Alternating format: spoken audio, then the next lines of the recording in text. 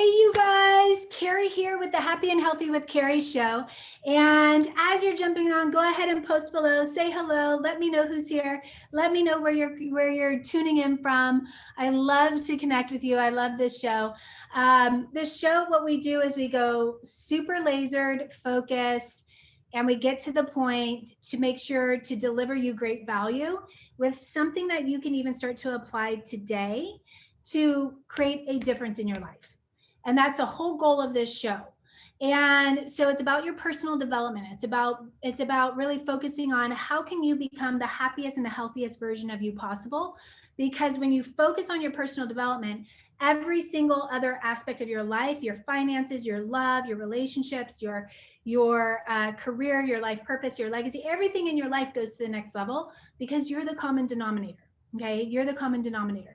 So when we focus on you, everything else organically gets to go, everything else organically gets to level up. So today's topic is super cool, and it's about 3 habits of self-aware people. And I truly believe that if you want to find happiness, if you want to become a self-aware person who is happy, find you first. Find you first. Find yourself first. Develop yourself. Skill up. You are the greatest investment in your resources, your time, everything. It's you.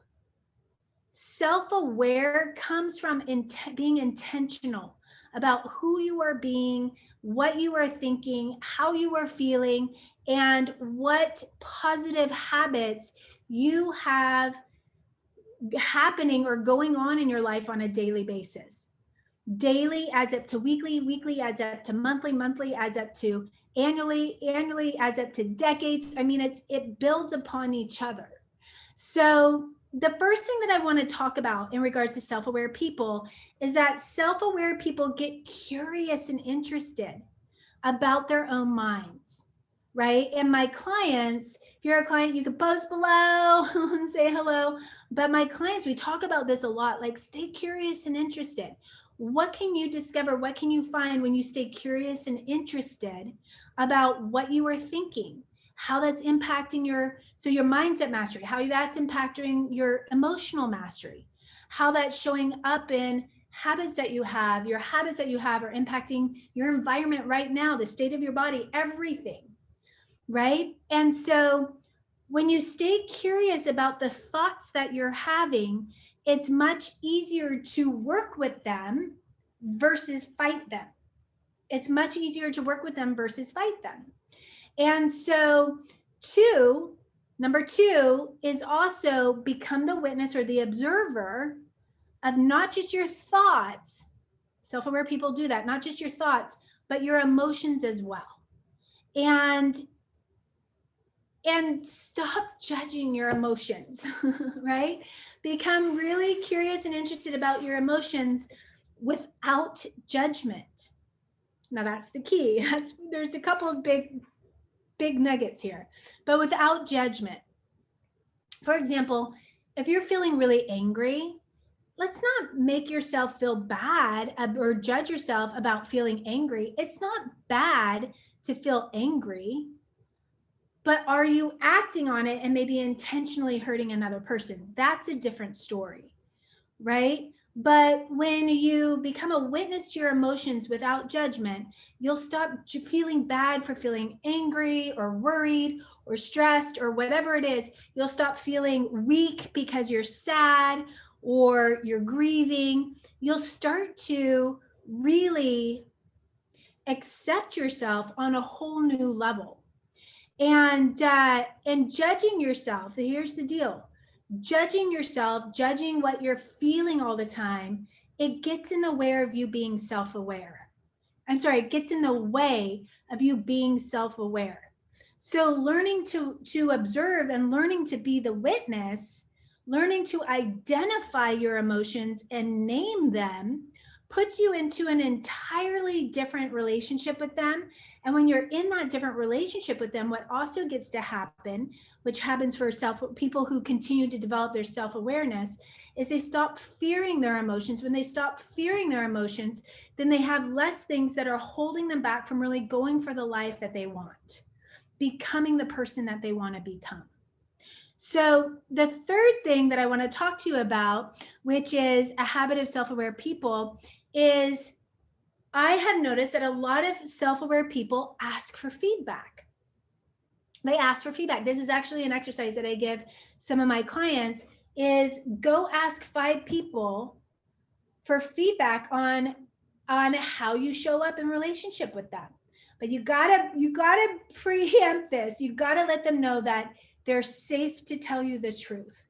It's okay for them to be honest with you. You're not going to hold it against them or be mad at them. It's really okay for them to tell you the truth, because, and you can even, like what I tell my clients is, tell them that you're doing a personal development program, because we have year-long group coaching programs for women. Tell them that you're doing a personal development program, and this is an exercise that you've been assigned to do, and set it up for them that their honesty is actually helping you develop yourself. It's not going to hurt you. You're prepared, right?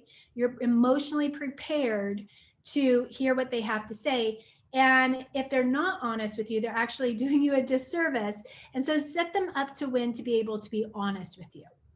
And then, so for you, as you collect this feedback, remember, feedback is neutral. It doesn't have to be good or bad. It can actually be neutral for you.